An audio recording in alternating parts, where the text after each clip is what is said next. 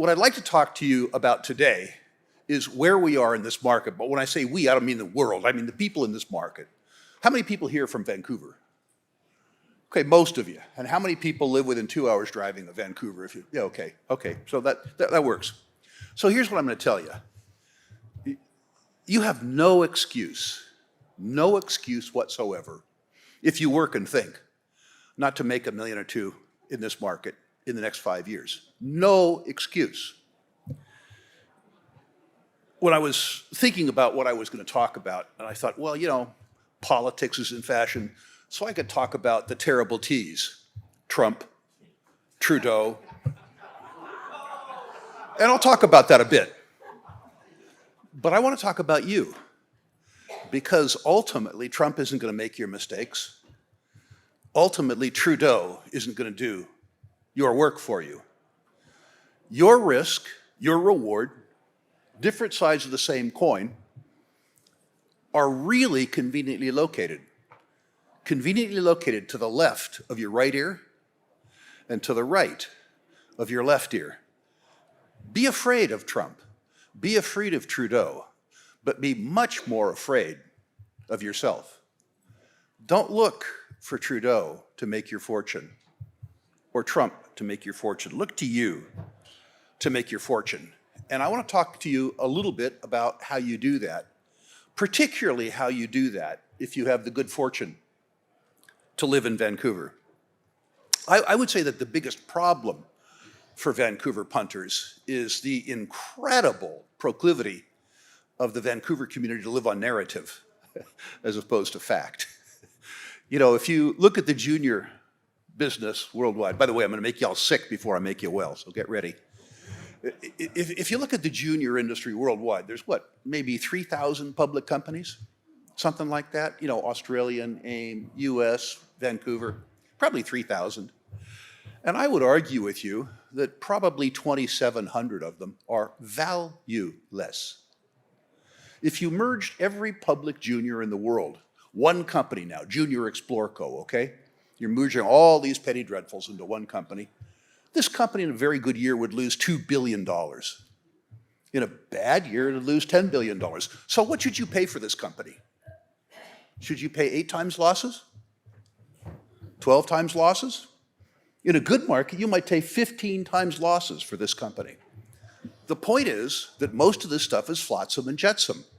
Most of it should not be owned under any circumstance. That fact obscures a fact that's much more relevant to you. 10 or 15% of the issuers in the junior market generate so much positive utility that they add legitimacy and sometimes even luster to a business that loses $2 billion a year. The game in speculation is to sort the wheat from the chaff. And that's where Vancouver comes in. The wheat and the chaff are both located here. You're competing against investors in Des Moines or Dusseldorf or someplace that's distal to where the value is created and where the risk is. Everyone that competes with you has to at least metaphorically come to Vancouver, and you have a huge advantage because you are already here. You have a disadvantage too, in that Vancouver has probably the greatest population of, what would we call them, used money salesmen on the planet. People who are very skilled at narrative. People who will tell you a wonderful story about what gold's going to do, but they don't have any gold. So the point is that you need to be able to separate the wheat from the chaff, and you need to exercise the advantage that you have in Vancouver. How does that work? Life is about probabilities. It's not about certainties. Investing is about math. It's not about narrative. And so we're going to talk about that, and we're going to talk too a little bit more about your durable competitive advantage and how to use it. And I'm not going to talk about every commodity today. I just don't have time in 20 minutes. But I'm going to talk about an example of math in the context of the gold market. I realized that you would prefer it if I just said that gold's going to go to $20,000 or something and made a simple declarative statement, and everybody could clap and I could leave, but I'm not going to do that.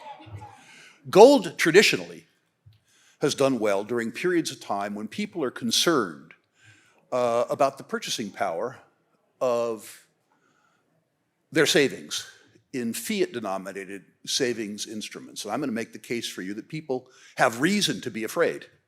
And as they become afraid, they will become more gold-oriented. It's interesting, by the way, factoid. A lot of times people say to me now, Rick, when do you think the gold price is going to move? And I sort of sagely scratch my old chin. And I say, I think gold's going to move in the year 2000. Last 25 years, gold has moved from $250 an ounce to $2,700 an ounce. Gold is up, what, 8.3% compounded a year for 25 years? And these morons say, when is gold going to move?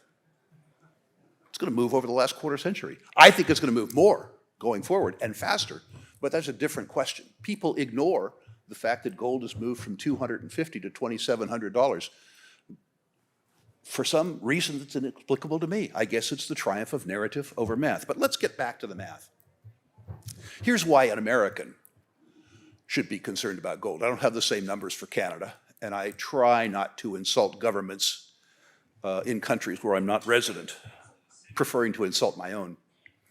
Here's the math around US dollar debasement. At the federal level in the United States, we owe, on balance sheet, $36 trillion.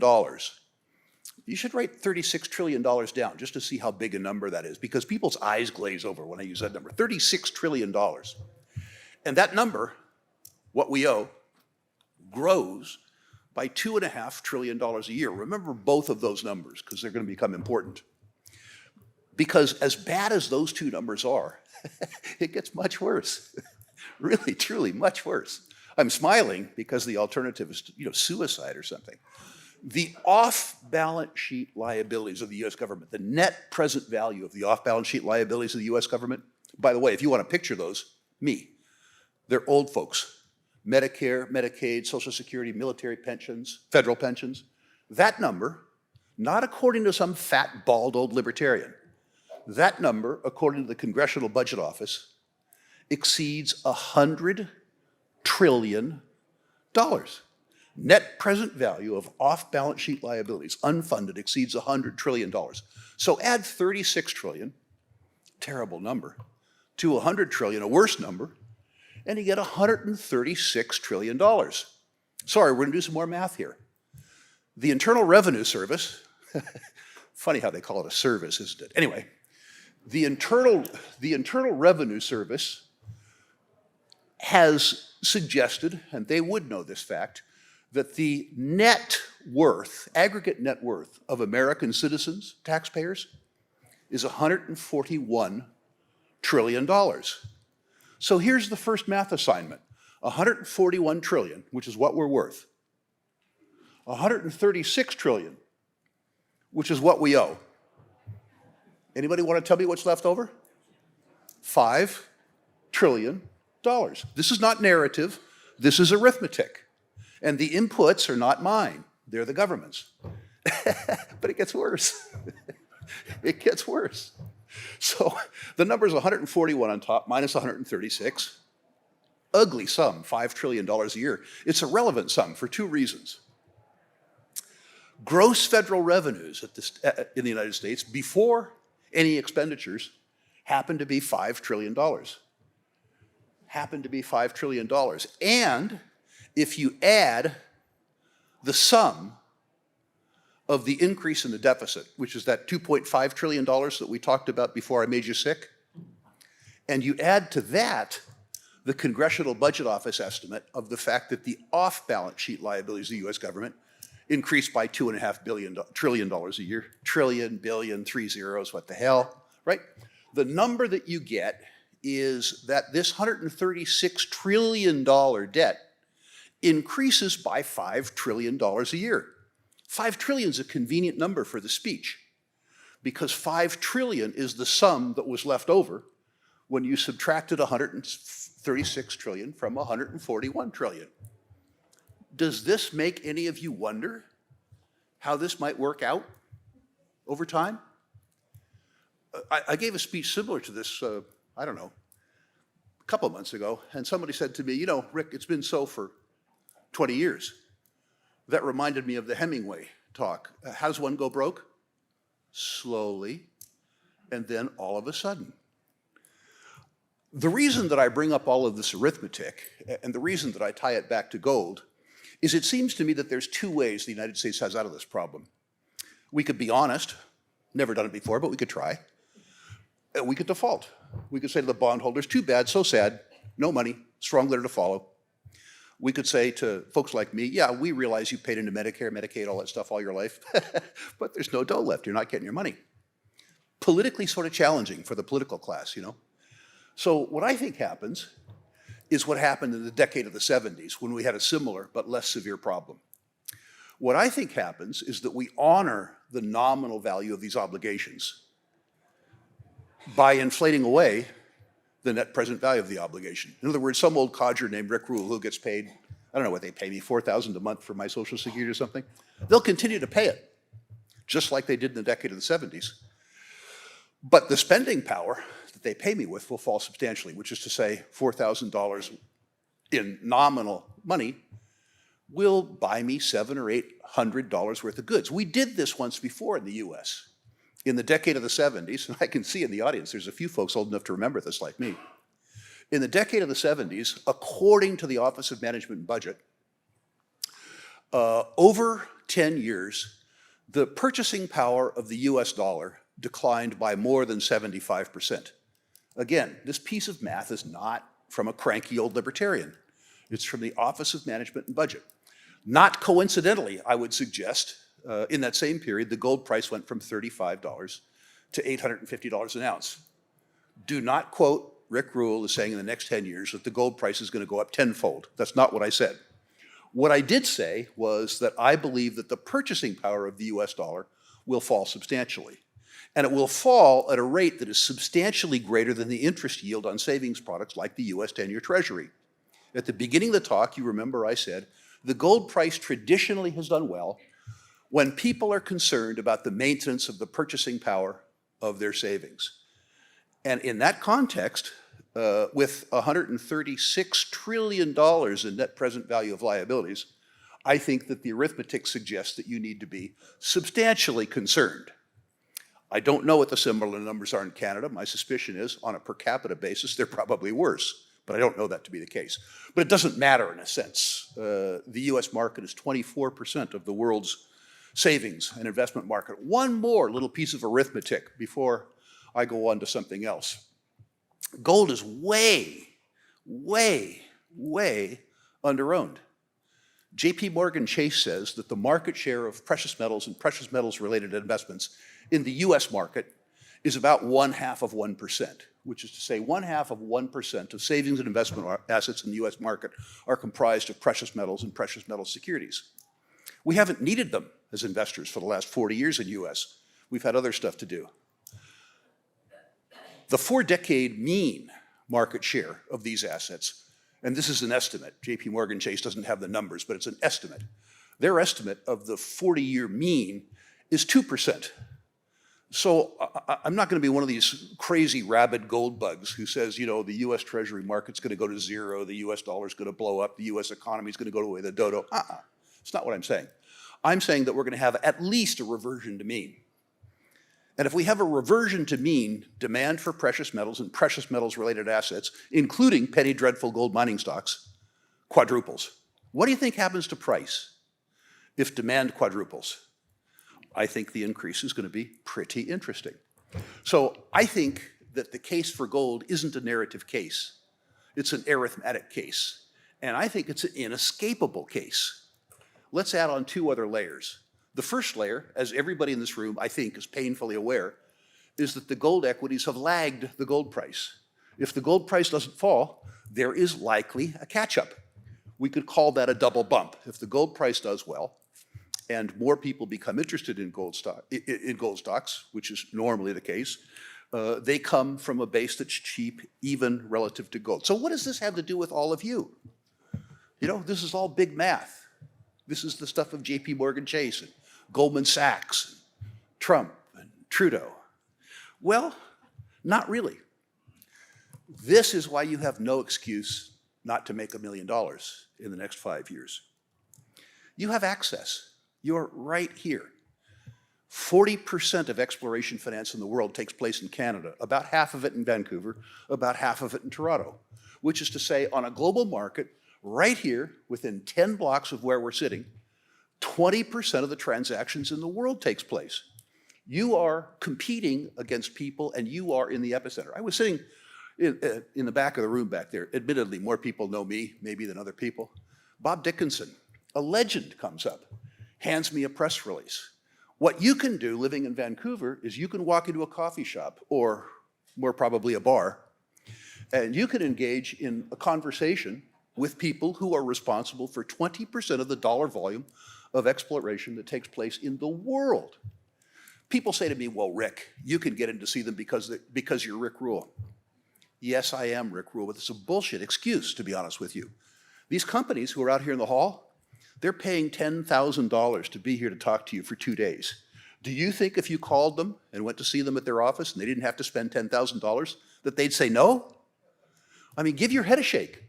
These people want to talk to you. If they don't want to talk to you, they're telling you something very valuable. They're saying that they don't care about shareholders, which means they're gonna fail. Are you with me? This is what access is about. And let's talk about what you do with the access. First of all, I got enough time left, people. The truth is that about 5% of the people in the mining business are successful. About 95% are failures. Remember how I talked about the fact that the business loses $2 billion a year? You gotta find the good people. How do you do that? Track record and reputation. You live in a town where you can see the people who work hard and you can see the people who are drunk every night. This is the easiest form of due diligence on the planet. When you develop contacts in the industry, use the contacts and use your common sense. Price. Somebody says to me, well, my company's cheap. The market cap is only $6 million. I say, well, what is in your company that's worth $6 million? Well, I have an option to acquire a deposit that, if everything goes well, could be, in other words, the net present value is nothing. Nothing. But if the gold price goes up, well, what if the gold price goes up? You don't have any gold, you're looking for gold. So in terms of using the advantage living in Vancouver, this is where I said that your risk and your reward is to the left of your right ear and to the right of your left ear. Somebody says, my company has a market cap of $20 million. Okay, humor me with this. If you liquidated the company, if you sold the assets to other people for cash, what are they worth?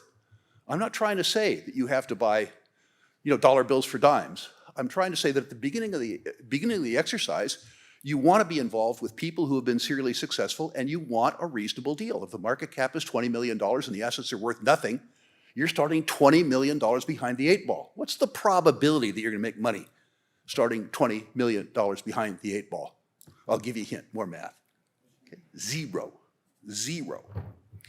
Second big mistake I see. Ooh, I'm out of time, speaking of time, but it's time. Most of you invest with really good narratives. Could be an exploration narrative, it could be a commodity price narrative.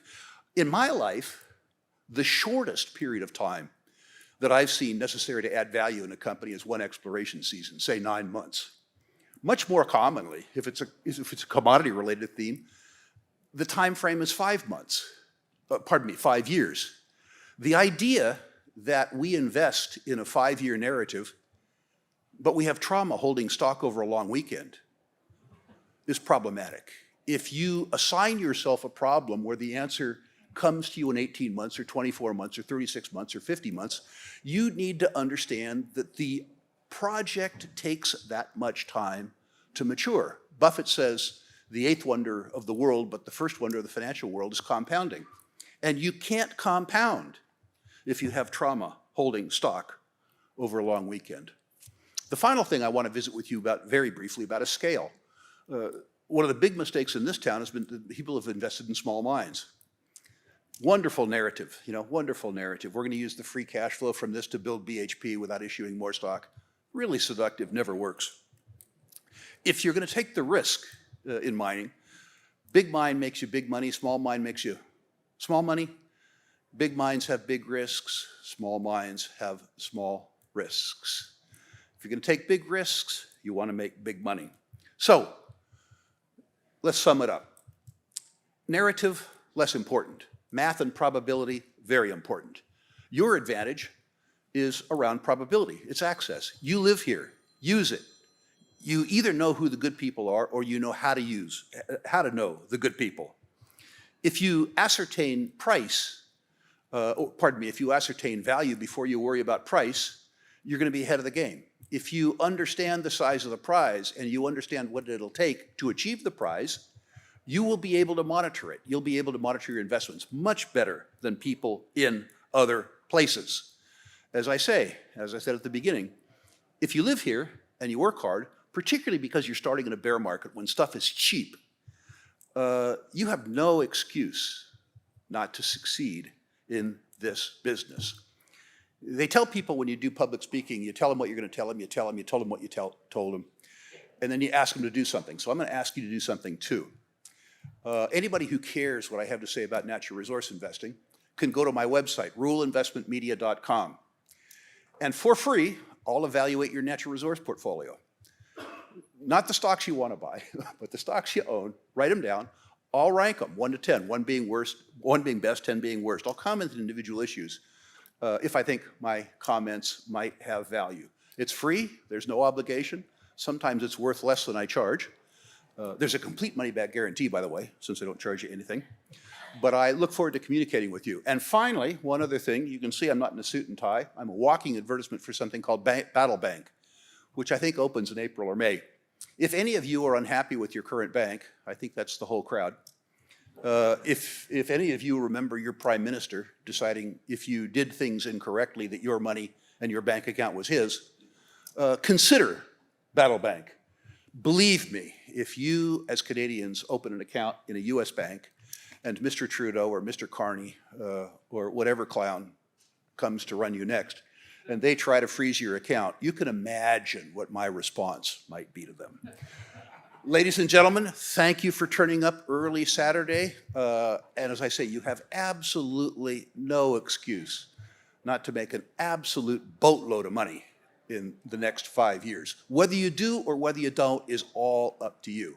I hope you choose the good door between do and don't. Thank you again.